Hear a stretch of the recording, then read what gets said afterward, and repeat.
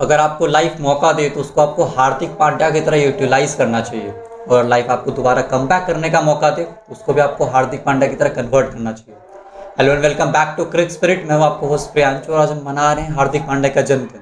इस वीडियो में आपके साथ साझा करूंगा हार्दिक पांड्या की वो इंस्पायरिंग कहानी जिसके कारण हर एक प्लेयर, हर एक इंसान मोटिवेट हो सकता है, कि जिस तरीके से उन्होंने सामना किया अपने जीवन का और उसके बावजूद भी वो जिस मुकाम पे खड़े हैं वो काबिलियत तारीफ है। इस वीडियो में जुड़े रहिए, उनकी कहानी के बारे में बात करेंगे और डिटेल में बताएंगे उनकी जर्नी आखिरकार कैसी रही है। हार्दिक पांड्या का जन्म सूरत में एक छोटे से परिवार में हुआ था, जहाँ पर उनके पिताजी का नाम हिमांशु पांडे और कहीं न कहीं उनके जीवन में शुरुआत से ही कठिनाइयों को सामना करना पड़ा है। हार्दिक पांड्या के पिताजी हिमांशु पांडे एक छोटा सा कार फाइनेंस का बिजनेस चलाते थे और कहीं न कहीं घर इस कारण चल पा रहा था। लेकिन शुरुआत से ही हार्दिक पांड्या और उनके बड़े भाई कुणाल पांड्या को क्रिकेट में काफ़ी ज़्यादा इंटरेस्ट था और इसी कारण हिमांशु पांडे ने फैसला लिया कि वो सूरत में अपना बिजनेस छोड़कर वडोदरा शिफ्ट होंगे। और वहाँ पर जाने के बाद वो किराए के घर में रहने लगे थे और कहीं न कहीं कठिनाइयाँ और बढ़ गई थी। हालांकि हिमांशु पांड्या किसी न किसी तरीके से घर को चला रहे थे और इन दिनों का भी मेंटेनेंस पूरा कर रहे थे। लेकिन एक समय ऐसा आया जब हिमांशु पांड्या को लगातार 2 हार्ट अटैक्स का सामना करना पड़ा था और इस कारण फाइनेंशियल कंडीशन और भी ज़्यादा खराब हो गई थी। इस दौरान हार्दिक पांड्या और कुणाल पांड्या छोटी सी उम्र में ही हर जगह गाँव-गाँव जाकर क्रिकेट खेलने लगे थे और कहीं न कहीं पैसे कमाने की कोशिश कर रहे थे। लेकिन उनको काफ़ी ज़्यादा परेशानियों का सामना करना पड़ा था, जैसे कि उनके पास जाने की सुविधाएँ नहीं होती थी, वो लिफ्ट लेकर जाते थे। इस कारण हिमांशु पांड्या ने अपने दोस्तों से कहा करते थे कि उनके बेटों को मैच खेलने के लिए छोड़ दें, तो हार्दिक पांड्या को बिल्कुल भी पसंद नहीं आया, तो उन्होंने मना कर दिया था ऐसा करने के लिए। उन्होंने ये कहा था कि अगर आगे जाकर हम लोग क्रिकेटर बन जाते तो क्या आप ये सुन सकते हो, या फिर मैं ये सुनना नहीं चाहता हूँ कि उनके कारण हम क्रिकेटर बन पाएँ। इसी को देखते हुए हिमांशु पांड्या ने उन दोनों के लिए एक गाड़ी खरीदी थी, एक बाइक खरीदी थी जो किस्तों पे खरीदी गई थी। कुछ समय तक ये किस्त चुका तो रहे थे, लेकिन हिमांशु पांड्या के हार्ट अटैक के बाद उनका काम छूट गया था और इसी कारण फाइनेंशियल कंडीशन भी खराब हो गई थी और ये दोनों गाड़ी की किस्त भी नहीं भर पा रहे थे, जिस कारण गाड़ी को बेचना भी पड़ गया था। इन चीज़ों को ध्यान में रखते हुए हार्दिक पांड्या दिन भर मुकाबले खेला करते थे और उन मुकाबलों को खेलने के लिए एक गांव से दूसरे गांव या फिर एक जगह से दूसरी जगह जाने के लिए हार्दिक पांड्या लिफ्ट लिया करते थे। रोड पे खड़े होकर दूसरों लोगों से लिफ्ट मांगते थे, कोई बाइक से जा रहा हो, कोई कार से जा रहा हो, कोई ट्रक से जा रहा हो या किसी भी चीज़ से जा रहा हो, वो खड़े होकर लिफ्ट मांगते थे। लगातार धूप में खेलते रहते थे, पूरे दिन खेलते रहते थे और कम से कम 400-500 रुपये की कमाई करके वो खुश तो नहीं हो पाते थे, क्योंकि उनको लगता था कि इनकी डिमांड ज़्यादा है, इनकी ज़रूरतें ज़्यादा हैं। लेकिन इन 400-500 रुपये कमाने के बावजूद भी बचत करने में काफ़ी आगे थे। आपकी जानकारी के लिए बता दें कि पूरे दिन वो खेलते रहते थे, लेकिन इसके बावजूद भी वो खाना नहीं खाते थे। खाने में सिर्फ मैगी खाते थे और इसी कारण कहीं न कहीं Maggi boy to Indian cricket team का स्टार कहा जाता है। क्योंकि दिन भर खेलने के बावजूद सिर्फ मील में मैगी खाते थे ताकि वो पैसे बचा पाएँ। लिफ्ट लेते थे ताकि वो ट्रांसपोर्ट का पैसा बचा पाएँ। कहीं न कहीं हर चीज़ में बचत करते थे और इस बचत के बाद भी खुश नहीं थे।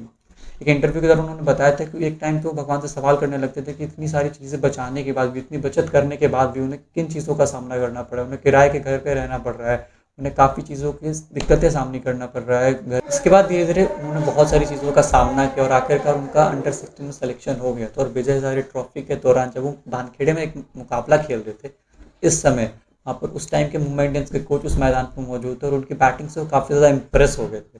और कहीं न कहीं यही हार्दिक पांड्या के जीवन में या फिर हार्दिक पांड्या के करियर में टर्निंग पॉइंट साबित हुआ, क्योंकि इसके बाद अगले सीज़न आईपीएल 2015 में 10 लाख की कीमत पर हार्दिक पांड्या को मुंबई इंडियंस ने अपनी टीम में शामिल किया था और उन्होंने अपने डेब्यू सीज़न में ही कमाल कर दिया था। चेन्नई सुपर किंग्स के खिलाफ डेब्यू मुकाबले में उन्होंने एक ताबड़तोड़ कैमियो खेला था, जिस कारण सभी लोग इम्प्रेस हो गए थे और कोलकाता नाइट राइडर्स के खिलाफ एक नॉकआउट मैच में एक डू और डाई मुकाबले में उन्होंने ताबड़तोड़ बल्लेबाजी करके अर्धशतक जड़ा था, जिस कारण सभी फैंस, सभी क्रिकेट एक्सपर्ट्स इम्प्रेस हो चुके थे, क्योंकि वो एक फास्ट बॉलिंग ऑलराउंडर थे और इंडियन क्रिकेट टीम में कपिल देव के पास इस तरीके का प्रॉमिसिंग टैलेंट नहीं देखा था।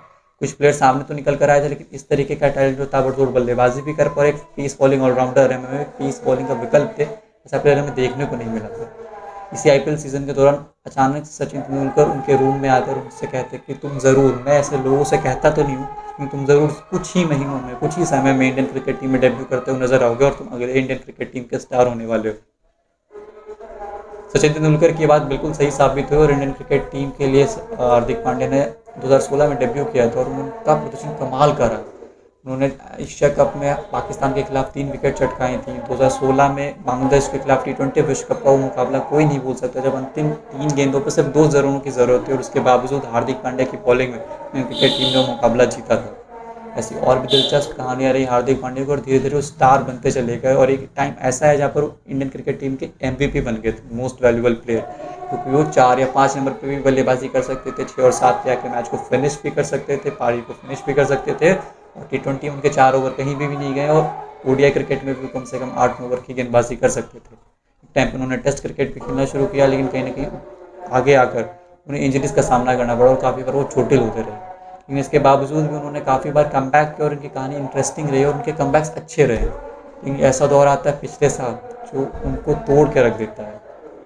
इतना ज़्यादा एक्सपीरियंस लेने में कहीं ना कहीं हार्दिक पांड्या के अंदर वो लीडरशिप क्वालिटी डेवलप हो जाती है। और IPL 2022 में जब दो नई टीम का इंट्रोड्यूस किया जाता है, तो IPL 2022 में गुजरात टाइटंस की टीम जब बनती है, तो हार्दिक पांड्या को उस टीम का कप्तान बनाया जाता है। और उनकी कप्तानी में गुजरात टाइटंस की टीम IPL 2022 का खिताब भी जीतती है अपने ही डेब्यू सीजन में, वो भी तब जब IPL के सीजन शुरू होने से पहले गुजरात टाइटंस की टीम को सबसे कमज़ोर टीमों में गिना जा रहा था। ऐसे उम्मीद लगाई जा रही थी कि क्वालिफाई भी नहीं कर पाएंगे, लेकिन हार्दिक पांड्या उस कमज़ोर टीम के साथ वो खिताब जीता था।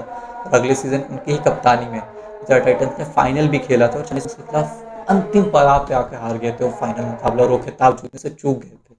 उनकी कैप्टनसी कमाल की रही और इसी कारण उनकी काफ़ी ज़्यादा तारीफ भी हो रही थी इंडियन क्रिकेट टीम का। उन्हें अगला कप्तान भी माना जा रहा था रोहित शर्मा के बाद, खास करके ODI और T20I फॉर्मेट में। लेकिन IPL 2024 से एक ट्विस्ट आता है सामने, जहां पर काफ़ी सारे रिपोर्ट्स के बाद आखिरकार मुंबई इंडियंस ये अनाउंस करती है कि हार्दिक पांड्या वापस से मुंबई इंडियंस में आ रहे हैं, और वो एज ए कैप्टन रिप्लेस करने वाले हैं रोहित शर्मा को। रोहित शर्मा IPL 2024 में हार्दिक पांड्या की कप्तानी में खेलेंगे। ये रिपोर्ट कहीं ना कहीं आग लगा देती है हर मुंबई इंडियंस फैन में, हर इंडियन क्रिकेट के फैन के दिल में।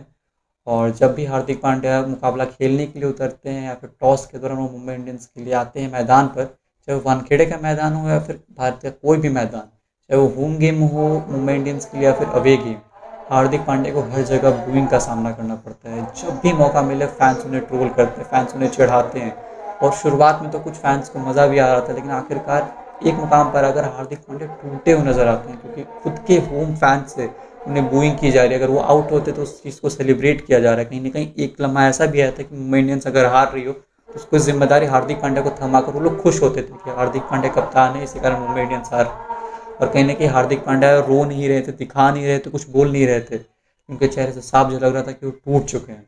और इस दौरान एक और खबर सामने निकल कर आती है कि उनकी पत्नी नताशा स्टैनोविक उनसे दूर होने वाली, उनको दोनों का डाइवोर्स होने वाला है। और उन दोनों का डाइवोर्स होता भी है। और हम कभी इमेजिन नहीं कर पाए कि आखिरकार हार्दिक पांड्या उस टाइम पे खास करके किस चीज़ से गुजर रहे थे, और कहीं ना कहीं इस चीज़ को तोड़ देता है। लेकिन यही थी हार्दिक पांड्या की माइंडसेट, और उन्होंने कभी इस चीज़ से हार नहीं माना। IPL 2024 के बाद ICC T20 विश्व कप 2024 हार्दिक पांड्या का माइंडसेट इसी कारण कमाल का है, क्योंकि IPL 2024 के दौरान बिल्कुल भी नहीं टूटे। और IPL 2024 का जब ICC T20 विश्व कप 2024 खेला गया तो उसके लिए MVP थे। और ये टूर्नामेंट काफ़ी ज़्यादा याद किया जाएगा उनके परफॉर्मेंस के बारे में, क्योंकि जिस तरीके से उन्होंने कमबैक किया था, जिस तरीके का प्रदर्शन उन्होंने दिखाया था, उन्होंने बता दिया था कि आखिर उन जैसे प्लेयर की इंडियन क्रिकेट टीम को क्या ज़रूरत है। और जो फैंस उन्हें ट्रोल कर रहे थे, जो फैंस उन्हें बू कर रहे थे, वो उन्हें सपोर्ट करते हुए नजर आए थे। साउथ अफ्रीका के खिलाफ फाइनल मुकाबला तो हम सभी को याद होगा, जहाँ पर हम सभी ने एक टाइम पर वो उम्मीद छोड़ दी थी कि इंडियन क्रिकेट टीम में मैच जीत कर ICC खिताब जीतने वाली है, क्योंकि 2013 के बाद हमने कोई भी ICC खिताब नहीं जीता, और ICC T20 विश्व कप 2007 के बाद हमने T20 टाइटल भी नहीं जीता था। लेकिन हार्दिक पांड्या ने कमबैक कराया। जो क्लासन सबसे ज़्यादा रन मारते, ताबड़तोड़ बल्लेबाजी कर रहे थे, अक्षर पटेल के ओवर में 24 रन मारे थे, उन्होंने ब्रेक के बाद आते ही क्लासन का विकेट चटकाया था और भारतीय टीम की वापसी की शुरुआत वहीं से करा दी थी। और सबसे ज़्यादा इंटरेस्टिंग कहानी तो उनके लास्ट ओवर की, जब लास्ट ओवर में जीतने के लिए साउथ अफ्रीका को 16 रन की ज़रूरत थी और मिलर के खिलाफ गेंदबाजी कर रहे थे, तो कहीं कहीं ऐसी उम्मीद लगाई जा रही थी कि शायद ये मिलर ये मुकाबला निकाल देंगे। लेकिन पहले ही गेंद पर उन्होंने डेविड मिलर को वो आउट करके भारतीय टीम को मुकाबले में एडवांटेज दिलाई थी।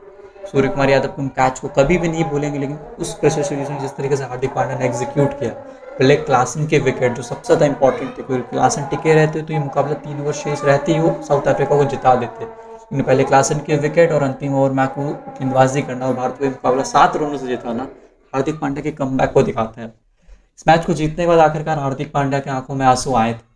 वो खुश थे और खुश होकर जश्न मना रहे थे, और खुशी के आंसू देखने को मिल सकते थे। और वो दिख रहा था कि अगर मैंने प्रूव कर दिया कि मैं किस तरीके का प्लेयर हूँ और मैं किस तरीके से डोमिनेट कर सकता हूँ। जिस तरीके से इमोशनल हम सभी ने उनको देखा था, हम सभी के दिलों में, हम सभी की आंखों में आंसू आ गए थे, हम सभी के दिलों में आंसू आ गए थे, क्योंकि IPL 2024 के दौरान उन्होंने जिस चीज़ का सामना किया था, उसके बाद उन्होंने इंडियन क्रिकेट टीम के लिए कमबैक किया। और इस कमबैक इंडियन क्रिकेट टीम को खिताब जिताने के बाद उन्होंने आंसू दिखाए, और उन्होंने इंटरव्यू के दौरान बोला भी था कि मैं काफ़ी सारी चीज़ों का सामना कर रहा था, लेकिन मैं निराश होकर उन ट्रोलर्स को, उन हेटर्स को और खुशी का मौका नहीं देना चाहता था, और मैं इस तरीके का कमबैक करने का हमेशा सोच रहा था, और भगवान ने वो करवा के दिया है। यानी वो काफ़ी ज़्यादा खुश थे, और उनके इस कमबैक की कहानी को हमेशा याद रखा जाएगा। कि टीम वापस आती है इंडिया वेस्ट इंडीज से खिताब जीत करके, तब मुंबई में विक्ट्री परेड किया जाता है, और जिस तरीके से एंट्री लेते हैं हार्दिक पांड्या, और एयरपोर्ट में उनका भव्य स्वागत होता है। और सबसे इंटरेस्टिंग कहानी तब आती है जब पानखेड़े के मैदान पे पूरी ट्रॉफी को सेलिब्रेट किया जा रहा था, तब हार्दिक हार्दिक के नारे लग रहे थे। रोहित शर्मा ने उनकी तारीफ की, और उस टाइम हार्दिक हार्दिक के नारे लग रहे थे, और उसी टाइम हार्दिक पांड्या ने उठ के सभी को अप्रिशिएट किया था, कि सभी को हाथ दिखाया था, जो उनके कमबैक को दिखा था। क्योंकि कुछ ही महीने पहले वही वानखेड़े का क्राउड, वही वानखेड़े के लोग उन्हें ट्रोल कर रहे थे, उन्हें गालियां दे रहे थे, उन्हें बू कर रहे थे, लेकिन अब वो उन्हें अप्रिशिएट कर रहे हैं, उनके यहाँ नारे लगा रहे हैं, और उनको काफ़ी ज़्यादा तालियों से स्वागत कर रहे हैं। और यही हार्दिक पांड्या की कहानी है, और यही माइंडसेट उनकी है, जहाँ पर एक गरीब लड़का जिसके पास खाने के पैसे नहीं है, मैगी से अपना घर चला रहा है, मैगी से अपनी मील को पूरा कर रहा हो, अपने घर को पैसे बचा रहा हो, 100-100 रुपए करके, 200-200 रुपए करके, गाड़ी ना लेकर वो बस से जा रहा है या फिर लिफ्ट लेके जा रहा हो, और वापस आकर कुछ सालों बाद, इतने लंबे इंतजार के बाद, इंडियन क्रिकेट टीम को T20 विश्व कप का खिताब जिताता हो, ये कहानी सच में इंस्पायरिंग है। ये थी हार्दिक पांड्या की कहानी, एंड हम उन्हें एक बार और हैप्पी बर्थडे विश करना चाहेंगे, और ऐसे क्रिकेट के वीडियोस, अपडेट्स और कहानी के लिए जुड़े रहिए क्रिक स्पिरिट के साथ।